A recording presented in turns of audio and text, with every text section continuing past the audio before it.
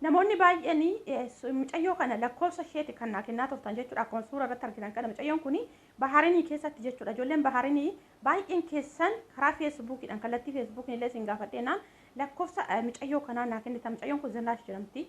Kana dura gaafa rakkoon dhuunfaa kootti illee na mudatee ture lakkoofsuma ishee naa kennitanii turtanii ammallee naa kennitanii yaalee fi jira garuu isheen silkii namarraan kaasu. Kana duras narraa kaasuu diddee sagalee illee kaayifii naa deebisuu diddee jechuudha.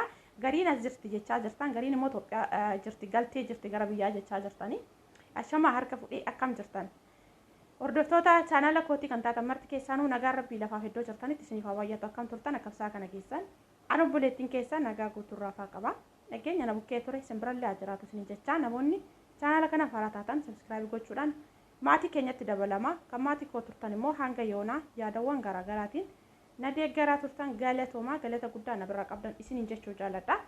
Deebi'ee dhufee jira. Akkuma jalqaba isinii kaase jechuudha. Ijoolleen as keessa jiran jechuudha. Baay'een isaanii lakkoofsa mucayyoo kanaan naa kennanii mucayyoon kun Zinnaash jedhamti. Yeroo tokko tokko TikTok irratti baatee jechuudha. Ijoollee rakkatan nan gargaarraa rakkoon qabu nutti bilbiladhaa lakkoofsa kanaan jechaa turte. Anumtiyyuu dhagayeetiniin kana dura gaafa rakkoon dhuunfaa kootti na mudatu gara isheetti bilbilee naanni narraa kaasuu didde jechuudha. Haa ta'u malee gabaabumatti ani jechuudha wanti nama ifa isinii gochuu danda'u jechuudha. Mucayyoodhaan ani bilbiltu malee jedheeni maaliif guyyaan kaleessaa fi jimaanni jechuudha sanbata asitti jechuudha. Jimaanniif qidaameen jechuudha. Bilbiltu malee gisee isaan mana jiran kana bilbilii yoo sana furmaata si argataa jedheeni jira. Dheengadda immoo gaafan isheen cheekaappii goote kana narratti ergitu waan hundumaa si sirreeffadhuuti. Qophaa'ii uffata keellee iddoo tokkotti naqadhuuti wanti beekamaan hin jiru. Tarii wayii gisee sana geessuu danda'an gara biyyaa wayiin immoo iyyuu asiyyuu kasi tursiisuu danda'an ta'an beekamu jedheenin ture nannaqattee turte haa ta'u malee kaleessa itti deddeebiseen ofuma koo akka isheen bilbiltu taasisee bilbilteerti jechuudha. Kaleessi qidaamedha. Bilbilteennaan daqiiqa 15 bira si bira geenya daqiiqa 15 booda si bira geenya naan jedhanii jiru. Naan jettee sagalee naa keessite anis hojiirra sababa jiru ishi rakkoo tokkoon qabu bakka ogguusaan si bira gaan immoo waan irra geessee wayi naa bilbili wayi sagalee naa kaa'e jedhanii ture jechuudha. Maaliif daqiiqa 15 booda si bira geenya naan jedhanii jetteerti poolisoonni jechuudha. Achi ka'ee hanga yoonaa jechuudha. Qidaamee naannoo sa'aatii akka Itoophiyaatti naannoo sa'aatii 4 sanarraa ka'ee amma yoonaa arri sanbata amma yoonaa silkii isheen hojjetu. Sagalee sanis deebistee naan keenya. Daqiiqa 15 booda dhufanii na bira ga'uu jettee turte achi booda garuu silkii isheen hojjetaa hin jiru. Ani fuudhaniitu gara makka geessan wayi hospitaala geessanii silkii ishee cufamu wanti irraa beeku hin jiru jechuudha. Ammas taananii tarii amma qorannoo wantoonni adda addaa deemutti tursiisuu danda'anii akkasuma silkii isheellee harkaa fuudhuu danda'anii ani wanti beekamaan hin jiru. Kanaaf ijoollee baay'eenii mee ijoollee akkasitti rakkoon akkana mudatee fi ariifatee nama dhaqqabu jennaan baay'een keessan lakkoofsa mucayyoo kanaatti kanatti kennitan jechuudha. Lakkoofsa hin baasillee naa kennitan isaan illee namarraa hin kaasan. Galee kanaaf ani dhugaa waan akka kanaa na mudatee illee beeku yeroo jalqabaaf jechuudha. Maaliif tokkoffaa biyya kana keessa jiraattee akkasuma immoo intala Oromoo ta'uu isheetitti jechuudha. Kan keessa koo na cannaqa jechuudha. Maaliif isa du'e boo'uun faayidaa maal qaba? Gaafa lubbuudhaan jira yoo walitti hin kaane waliif fiigine erga du'anitti hidhiituun faayidaa hin qabu sababa ta'eef jechuudha. Baay'een keessan qoosarra turtan qoricha dhugee dhiini qoricha bitadhani. Maaliif an jedhaan bor wanna na mudatu hin beeku? Maaliif akkuma ishee kanaan illee dubartiidha. Dubartii ta'ee boruu dhalli koo maal akka ta'uu danda'u ani maalirra kan ga'uu danda'u wanti beekamaan hin jiru. Kanaaf akkamittiin farada akkamittiin qoricha bitadhu jedhaan hin jedhamu obboloota koon faradinaa dhugaa rabbi. Amma namoota dhume akkanatti bimbo'u kana jechuudha osoo gaafa lubbuun jiran akkasitti waliif cannaqamanii amma gaafa du'an dhaqanii reeffa namaa laaluuf suuraa nama kaasanii miidiyaarra nama baasuuf ittiin dalagachuuf walitti fiigan kana jechuudha du'a isa xumurame jechuudha. Gaafa lubbuudhaanii namni sun qabaa jiru gaafa lubbuudhaan keessa jiru itti qoosnee gaafa lubbuun namsa keessa jiru itti qoosaa turree erga isheen duute ayii jennee tooniyyuu sagal suuraa ishee finnee gamaa gamanatti walaxxabne faayidaa maal qaba faayidaan qabu. Kanaaf akkas hin jedhamu akkas hin jedhinaadha. Qoricha bitadhu jedhiin warra jettan jechuudha hin jedhamu akkas jechuudha. Walumaa galatti ani amma sabdii hin gutadhu kallattiiwwan garaagaraatiin amma naa danda'ametti isinillee amma dandeessanitti mee ijoolleen as keessa jirtan Bahaariin keessa jirtan jechuudha. Namoota gara sanatti gara embaasiitti deddeebi'anii tooniyyuu jechuudha. Rakkoowwan akkanaaf furuu danda'an hin beektan taanaan ammallee naa kennaa lakkoofsa mucayyoo kanaan alaatti jechuudha. lakkoofsa mucayyoo kanaan alaatti jechuudha. Mucayyoo Zinnaash jedhamtu kana alatti jechuudha. Maaliif namarraa hin kaastu? Kana dura isinitti meera ammas jibbaata gochuudhaaf yaaleera garuu narraa hin kaastu. Mucayyoo ishee kana immoo si jammaranii waa'ee kana rakkoo akkanaatitti nama qaqqabdii rakkoo akkanaatiif deemtii hojjettii ittiin dhageenye jechuudha. Nama arrabsaa ooluu malee wanni isheen hojjettu hojii ishee akkasitti gadi fageenyaan hin hubanne. Kanallee kan Zinnaash kanallee kan ofii isheetiif laayivii irra baatee toon dubbataa turte sababa ta'eef jechuudha. Kanaaf iyyuu mucayyoo ishee suura Zinnaash wal bukkee kaa'e kana jechuudha. Ijoollee arrabsaa ooluu ishee malee ani rakkoo akkasii furuu ishee agarree haa ta'u malee hayi jedheen hira naan deebisne ishee leessaanuma jechuudha. Kanaaf iyyuu walumaa galatti obboloota koo mucayyoon bilbiltee jara nan dhufna naan jedhan daqiiqaa 15 booda jettee achii kaatee silkii ishee ammayyoonaa hin hojjetu naafis hin deebisne ani keessi koo na cannaqamaa jira dhugaa rabbii jechuudha. Maaliif akka ta'e hin beeku. Maaliif rakkoo namaa osoo dhaga'uu baadhee wayyaana. Rakkoo namaa dhaga'eennaani kan koo jechuudha. Amma naa danda'ametti keessa koottiin furmaata itti barbaaduuf yaada osoo rakkoo dhuunfaa koo ta'e. Kan namaa san immoo iyyuu hamma namni suni rakkoo san keessaa bahee furmaata argatutti jechuudha irrii banaa kennu maaliif akka ta'e hin beeku. Kanaaf walumaa galatti obboleettiin keenya ammaaf silkichi kallattii kamiinuu daayirektiis ta'ee kallattii kamiinuu hojjetaa hin jiru silkichi. Hin hojjetu. Kanaaf wanti gochuu qabu yoo jiraate amma naa danda'amaa ta'etti ijoollee dhaffasiifachi lakkoofsa ishee kennee akka isaan yaalan taasisu akkasumas immoo yoo dubbiin hin dheeratee fagaata ta'ee isheen guyyaa sadii way guyyaa kana lamaan gidduutti akkuma kana hin baddi online irraa ta'e jechuudha. Ijoollee sirriitti gadi fageenyanii ijoollee keenyaaf hojjetan baharii keessatti jechuudha. Ijoollee dhaabbatan lafa ijoollee rakkatteetti kan dhaabbataniif jechuudha. Lakkoofsa isaanii naa kennaadhaan lookeeshinii jaraa naa ergitee turte dursa jechuudha.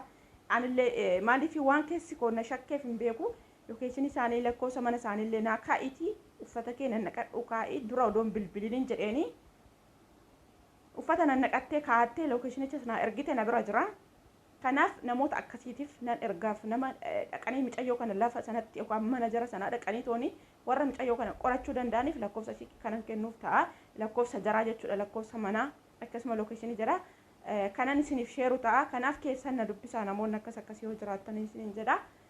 Innaa walumaa galatti obboloota koo mucayyoon ammaaf akkuma nama isiniin jedhe karaa kamiiniyyuu jechuudha. Telegiraama immoo daayirektii karaa kamiinuu dubbataa hin jiru silkiishi jechuudha. Akkas fakkaata. Kanaaf ijoollee baay'een keessan kan qalladaa jirtan hin qalladinaadha. Dhugaa rakkoon nama rakkoo keessan ta'e isin haa dhiphisu. Ergee kufnee lafatti wallaallee suuraa wal kaasu walitti fiigurra osoon kufin dura walitti kaachuu harka wal qabu nutti haa baratuun isin jedha. Maaliif erga kufnee faayidaa tokko hin qabu namni sun already kufee jira. Osoon kufin dura nama sanaaf itti fiiguu yookaas immoo nama sana akka rakkoo sanatti hin seenne akka lubbuun isaa hin dabarre taasisuuni dura jechuudha. Ogaan hin qaqqabaa jedhee isinitti watwaat ogaan namni suni rakkoo kana keessa na baasaa jedhee tooniyyuu harka isinitti kennatu malee erga namni du'eetti itti fiiguun faayidaa hin qabu. Kanaaf ijoollee baay'een jechoota faallaa akkasii dubbataa turtan qoricha bitadhu warri mana jechaa turtan suni waan isin mudatu hin beektanii hin faradinaa namatti. Hin faradin sitti faradamaa jedha Waaqayyoon. Kanaaf hin faradinaa namatti jechuudha. Dubartii taatanii keessattuu jechuudha. Walumaa galatti jechuudha. Maaliif ani osoo isheen jalqabaa sirriitti imaanaa jettee natti dhaamu baattee turte jechuudha. Suura ishees fidee kallattii kamiinuu isiniif hin maxxansaa ture. Garuu mucayyoon kun musliima isinii galee. Yoo dubbiin jabaatte maxxansuun koo waan hin oolle. Yoo dubbii jabaattee mucayyoon sagalee ishii dhabamee walumaa galatti kan sagalee ishii tasuma dhabamu ta'e jechuudha waan hin oolle dhugaa. Maaliif dirqama barbaadamuu qabdi kaa?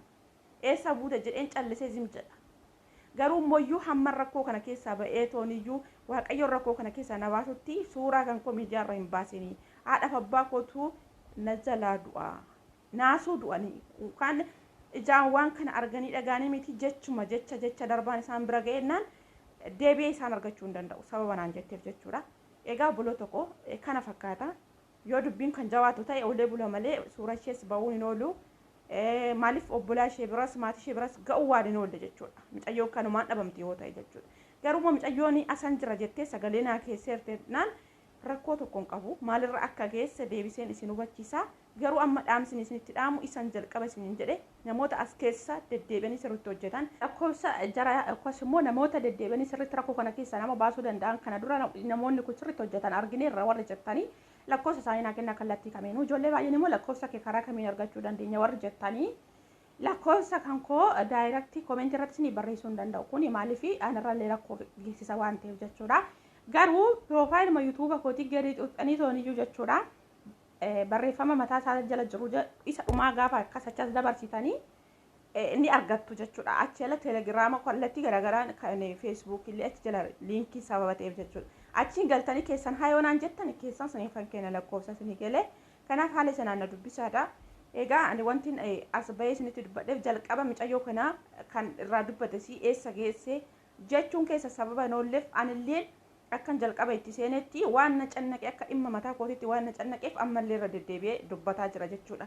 malee namni jaalatee tooniyyuu jechuudha lafaa ka'ee rakkoo sababa tokko malee miidiyaa irra bahee watwaataa hin oolu isinii galee maaliif anas bor waan na mudatu sababan hin beekneef gola namaa keessa biyya namaa keessa hin jira eenyumayyuu jechuudha kanaaf kun immoo itti yaadanii tooniyyuu saa ta'u odoo itti yaadanis immoo nama haa mudatu eenyumtuu hin dogoggora nama ta'e namni hin dogoggorre hin jiru kanaaf ani hin faradu nama kamittuu jechuudha waaqayyo libboonaa haa kennuufi karaa isaatiitti haa deebisu jedhee nama sanaaf kadhadha malee isai bagaa maaliif akkas godhee dhimma isaatiin hin jedhamu nama ta'ee namni kamiyyuu jechuudha rakkoo keessatti laalee nama bira hin darbu sabateef jechuudha kanaaf obboloota koo maalirra akka geesse viidiyoo isheen deebitee tooniyyuu sagalee sinaan keenya silkii isheen aan hojjenne didamee guyyaa lama kana dabarti ta'ee deebi'ee kan nama viidiyoo isiniif hojjedhu ta'a suura isheellee kanan isiniif laxxafu ta'a jechuudha maaliif mucayyoon kun barbaadamuu qabdi maaliif maqaan kun badinii maqaan warra kootiin badin jettee isheen lubbuudhaan